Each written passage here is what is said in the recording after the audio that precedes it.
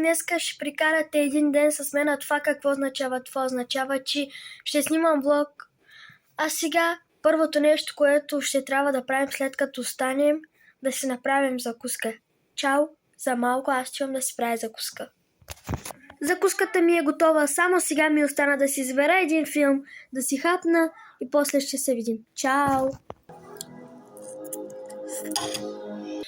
А сега след като съм хапнала, ще отидем до моята най-добра приятелка. Ще се видим след като съм тръгнала по пътя. Бай! И така, сега може да тръгнем. Вънка малко вали сняг. И така, сега отиваме до нея.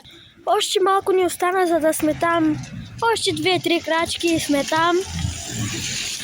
А между другото, и днеска е на дядо ми рождения ден.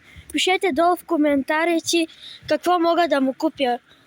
А и ако ми остане време, може да ви снимам някой част и оттам. И след като отидох, почуках на вратата 3 пъти и никой, нито звук, нито някой ми отвори.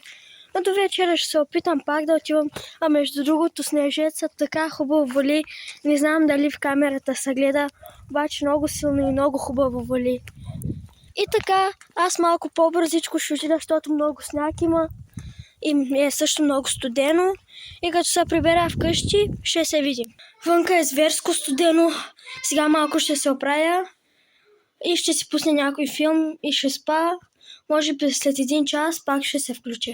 Отново здравейте, хора! Вече преди 30 минути станах, малко се оправих. И сега ще се приготовям за вечерта, за рождения ден на дядо ми, както и ви казах и преди малко. И сега ще трябва да ви затворя.